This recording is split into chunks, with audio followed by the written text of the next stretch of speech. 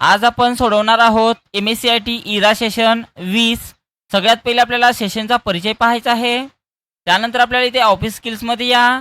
Office स्किल्समध्ये आल्यानंतर या ठिकाणी आपल्याला पहिलं नॉलेज चेक या ठिकाणी इथे दिलेलं आहे, तर पहिल्या नॉलेज चेकवर क्लिक करा आणि त्यानंतर याच्यातून आपल्याला स्टार्ट करायचं आहे। तर यामध्ये बघा पहिल्या नॉलेज चेकमध्ये आपल्याला 4 प्रश्न दिलेले आहेत। तर पहिला प्रश्न, सम फॉर्म्युला वापरण्यासाठी अचूक स्टेप्स सांगा म्हणत आहे। तर याचं उत्तर बघा, तर याचं उत्तर ऑप्शन 1 असणार आहे। त्यानंतर सेव्ह अँड नेक्स्ट करा।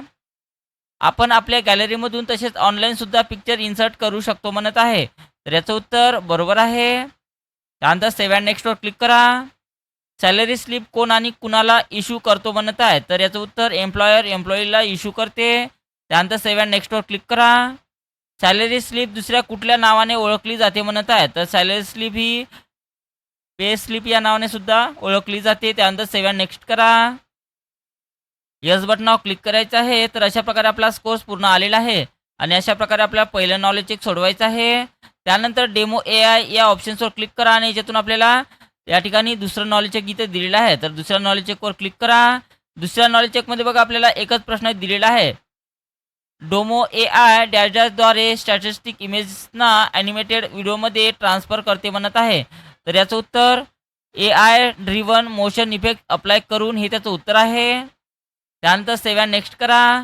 तर अशा प्रकारे आपलं दुसरं सुद्धा नॉलेज चेक सोडवणं झालेलं आहे। त्यानंतर आपल्याला तिसरं नॉलेज चेकसाठी रीड अलॉंग या ऑप्शन्सवर क्लिक करायचं आहे। या ठिकाणी आपल्याला तिसरं नॉलेज चेक दिलेलं आहे, त्याच्यावर क्लिक करा आणि याच्यातून आपल्याला स्टार्ट करायचं आहे। तर यामध्ये सुद्धा एकच प्रश्न दिलेला आहे, रीड अलॉंगमध्ये दिया या AI असिस्टंटचे मुख्य कार्य कोणते म्हणत आहे, तर याचं मुख्य कार्य हे पंचलाइज प्रोनाऊन्सिंगसाठी फीडबॅक देणे, तर हे त्याचं उत्तर आहे। त्यानंतर सेव्ह अँड नेक्स्टवर क्लिक करा। येस बटनावर क्लिक करा। तर अशा प्रकारे आपलं झालेलं आहे। त्यानंतर आपल्याला तिसरं नॉलेज चेक सोडवल्यानंतर आपल्याला त्यानंतर सिम्युलेशनचे क्वेश्चन सोडवायचे आहे। सिम्युलेशन्सवर क्लिक करा आणि त्यानंतर याच्यातून स्टार्ट करायचं आहे। तर यामध्ये बघा 4 सिम्युलेशनचे प्रश्न दिलेले आहेत, तर याच्यातून आपल्याला पहिला प्रश्न स्टार्ट करा। एक्सेल शीटमध्ये रो आणि कॉलम तुमच्या आवडीनुसार जोडणे किंवा काढणे संभव आहे, म्हणजे दिलेल्या शीटमध्ये निवडलेली रोज डिलीट करा म्हणत आहे। तर रोला डिलीट करण्यासाठी सेलच्या ग्रुपमध्ये इथे डिलीट ऑप्शनमध्ये जा आणि डिलीट शीट रोवर क्लिक करायचं आहे अशा प्रकारे, आणि त्यानंतर आपलं उत्तर ऑटोमॅटिक सबमिट होऊ द्यायचं आहे। त्यानंतर नेक्स्ट क्वेश्चन्स लावायचा आहे। PDF स्वरूपात दस्तऐवज म्हणजे डॉक्युमेंट समायिक केल्यास दस्तऐवजाची स्वरूप संबंधित अंश ठरवतो, म्हणजे दिलेल्या एक्सेल शीटला PDF मध्ये कन्वर्ट करा म्हणत आहे। तर PDF मध्ये कन्वर्ट करण्यासाठी फाईल टॅबवर जा। त्यानंतर इथे एक्सपोर्टवर क्लिक करायचं आहे। PDF एक्सप्रेस या ऑप्शन्सवर क्लिक करा। त्यानंतर याला पब्लिश बटनावर क्लिक करायचं आहे। पाहू शकता अशा प्रकारे त्याला PDF करायचे आहे। त्यानंतर ओके बटनावर क्लिक करा। तर अशा प्रकारे त्या प्रश्नाला सोडवायचं आहे। त्यानंतर 3 नंबरचा प्रश्न लावायचा आहे याच्यातून। यामध्ये बघा तुम्ही 6 विद्यार्थ्यांचे गुण काढत आहात। आता ॲटोसम वापर करून निवडलेल्या सेल रेंजमधील अंतिम वर्षाचे एकूण गुण काढा म्हणत आहे। तर अंतिम वर्षाचे एकूण गुण काढण्यासाठी आपल्याला फॉर्म्युला टॅबवर जायचं आहे। ॲटोसमच्या डाऊन एरोवर जा, सम फंक्शन्स घ्यायचं आहे। त्यानंतर शेवटचा प्रश्न बघा, सेव्हचा वापर करून कामकाजी शीटची एक कॉपी तयार करा आणि मूळ शीट अपरिचित ठेवा। अटेंडन्स रिपोर्ट नावाने तुमच्या डेस्कटॉपवर हे दिलेले शीट सेव्ह करा म्हणत आहे। तर त्यासाठी फाईल टॅबवर जा। त्यानंतर सेव्ह ॲजवर क्लिक करायचं आहे। त्यानंतर आपल्याला डेस्कटॉपवर क्लिक करा। त्यानंतर यातनी फाईल नेमवर क्लिक करायचं आहे आणि त्यानंतर सेव्ह बटनावर क्लिक करा। तर अशा प्रकारे या प्रश्नाला सोडवायचं आहे। त्यानंतर ओके बटनावर क्लिक करा। तर अशा प्रकारे आपलं सिम्युलेशन सर्व सोडवणं झालेलं आहे। त्यानंतर येसवर क्लिक करा। तर पाहू शकता या ठिकाणी आपला कोर्स पूर्ण आलेला आहे। त्यानंतर आपल्याला सेल्फ पाथ लर्निंग सोडवायचं आहे, तर सेल्फ पाथ लर्निंगवर क्लिक करा। यामध्ये 5 प्रश्न दिलेले आहेत, तर इथे यातनी प्रोसीड बटनावर क्लिक करायचं आहे। त्यानंतर यातून आपल्याला पहिला प्रश्न स्टार्ट करा। यामध्ये बघा काय म्हटलेलं आहे, तुम्ही एक्सेलमधील रेंजवर सम फंक्शन कसे अप्लाय कराल म्हणत आहे। तर कशा प्रकारे आपण सम फंक्शन्स अप्लाय करतो, तर याचं उत्तर ऑप्शन 3 आहे। त्यानंतर नेक्स्ट, मायक्रोसॉफ्ट एक्सेलमध्ये कॉन्क्रॅट फंक्शनचा प्राथमिक उद्देश काय आहे म्हणत आहे। तर याचं उत्तर टेक्स्ट अनेक रेंज किंवा स्ट्रिंग एकत्र करण्यासाठी वापरले जाते। त्यानंतर सेव्ह नेक्स्ट करा। मॅक्स ऑफ एक्सेलमध्ये मॅक्स इफ फॉर्म्युलाचे मेन फंक्शन्स काय आहे म्हणत आहे. तर याचं उत्तर दिलेल्या अटी किंवा क्रायटेरियाद्वारे निर्दिष्ट केलेल्या सेलमधील कॉलम व्हॅल्यू परत करण्यासाठी. तर हे त्याचं उत्तर आहे. त्यानंतर नेक्स्ट, मॅक्स ऑफ एक्सेलमधील मिनी आय एफ एस फॉर्म्युलाचे मेन फंक्शन्स काय आहे म्हणत आहे. तर याचं उत्तर ऑप्शन 1 आहे. दिलेल्या अटी किंवा क्रायटेरियाद्वारे निर्दिष्ट केलेल्या सेल्समधील किमान मूल्य परत करण्यासाठी. त्यानंतर सेव्ह नेक्स्टवर क्लिक करा. त्यानंतर नेक्स्ट बटनावर क्लिक करायचं आहे. संदर्भासाठी इमेज पहा. तुम्ही एक्सेलमधील सेलच्या कोपऱ्यातून कर्सर क्लिक करून ड्रॅग केल्यास काय होईल म्हणत आहे. तर काय होणार आहे, तर ते सेलचे कंटेंट किंवा फॉर्म्युला सेलमध्ये कॉपी करेल जेथे तुम्ही कर्सर ड्रॅग कराल. त्यानंतर सेव्ह नेक्स्टवर क्लिक करा. एंड एक्झामवर क्लिक करायचं आहे. तर अशा प्रकारे आपलं सेल्फ लर्निंग सोडवणं झालेलं आहे आणि या ठिकाणी स्कोर डिटेल्सवर क्लिक करा. आजच्या डेटमध्ये आपला स्कोर्स या ठिकाणी पूर्ण आलेला आहे. त्यानंतर याला क्लोज करा. त्यानंतर सेल्फ लर्निंग झाल्यानंतर आपल्याला guided do it your self सोडवायचा आहे. तर त्याच्यावर क्लिक करा आणि याच्यातून आपल्याला स्टार्ट करायचं आहे. यामध्ये बघा गायडेड डू इट युअर सेल्फचे 5 प्रश्न दिलेले आहेत. तर पहिला प्रश्न याच्यातून स्टार्ट करा. यामध्ये बघा काय म्हटलेलं आहे, दिलेल्या MS एक्सेल फाईलवर सम फंक्शन लागू करण्यासाठी सेल E2 ते E29 सिलेक्ट करा. त्यानंतर फॉर्म्युला टॅबवर जा आणि नंतर ॲटोसम ऑप्शनमधून सम ऑप्शन्सवर क्लिक करा म्हणत आहे.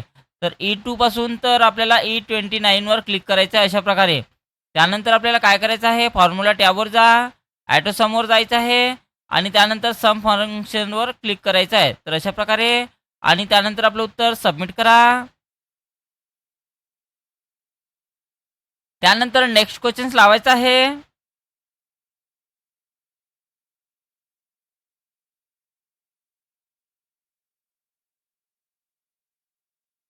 दिलेल्या MS एक्सेल फाईलमधील ॲटोसम फीचरमधून एव्हरेज फंक्शन वापरण्यासाठी F2 ते F29 रेंज सिलेक्ट करा म्हणत आहे. त्यानंतर फॉर्म्युला टॅबवर जा आणि ॲटोसमवरील ड्रॉपडाऊन मेनू बटनावर क्लिक करा. ॲव्हरेज कॅल्क्युलेट करण्यासाठी ॲव्हरेज सिलेक्ट करा म्हणत आहे. तर अशा प्रकारे आपल्याला सांगितलेलं आहे. तर F2 पासून सिलेक्शन करायचं आहे. F2 पासून तर F29 पर्यंत सिलेक्शन करून घ्या. त्यानंतर फॉर्म्युला टॅबवर जा, ॲटोसमच्या डाऊन एरोवर जा आणि ज्यातून आपल्याला ॲव्हरेजवर क्लिक करायचं आहे. तर अशा प्रकारे त्याचा ॲव्हरेज या ठिकाणी शो झालेला आहे आणि नंतर आपलं उत्तर सबमिट करा. नंतर पुढचा प्रश्न लावायचा याच्यातून.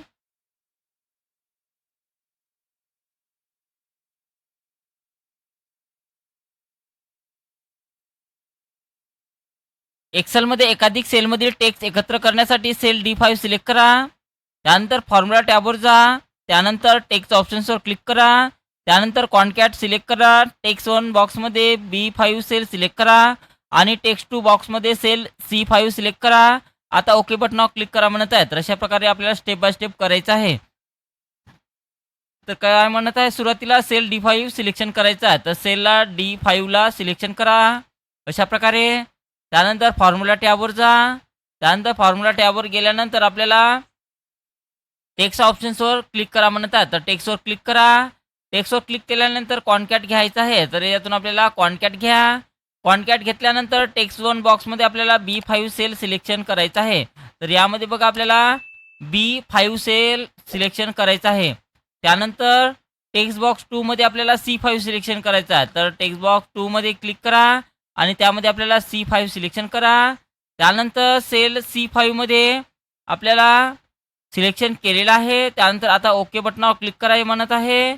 अशा प्रकारे पाहू शकता पूर्ण नाव इथं आलेलं आहे आणि त्यानंतर आपलं उत्तर सबमिट करा. नेक्स्ट.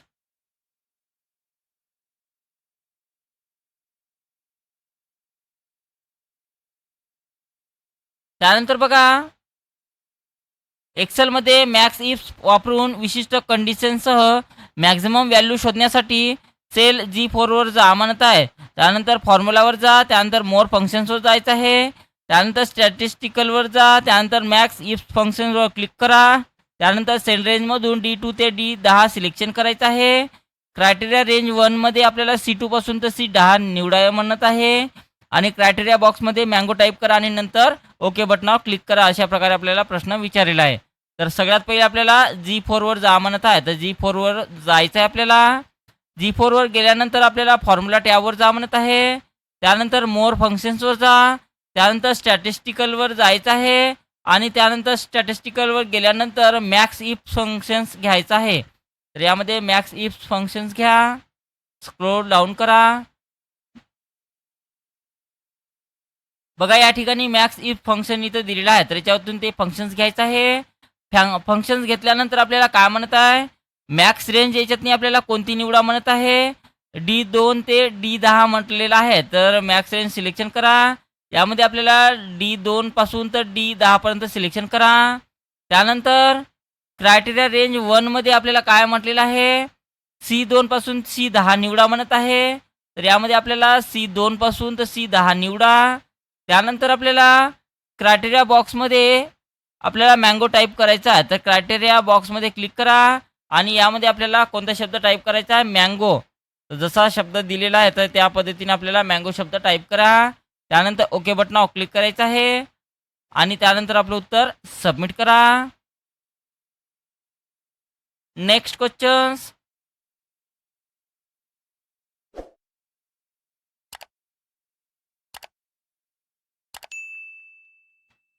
एक्सेल विशिष्ट कंडिशनचा आधार मिनिमम व्हॅल्यू शोधण्यासाठी G9 वर क्लिक करा. फॉर्म्युला टॅबवर जा. त्यानंतर मोर फंक्शन, नंतर स्टॅटिस्टिकल आणि नंतर मिनी IFS घ्या.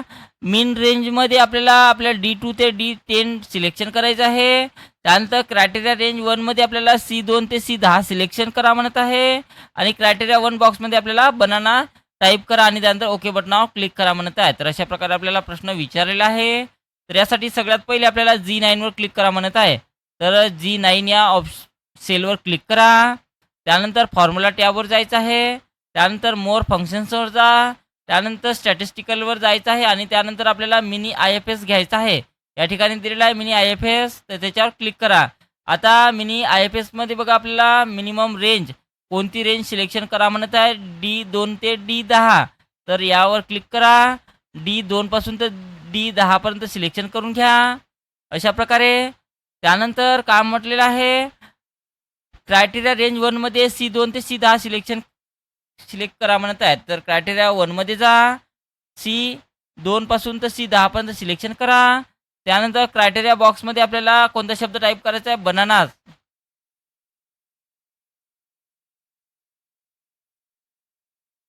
तर बनाना शब्द टाईप करा अशा प्रकारे. त्यानंतर ओके बटनावर क्लिक करायचं आहे आणि नंतर आपलं उत्तर सबमिट करायचं आहे.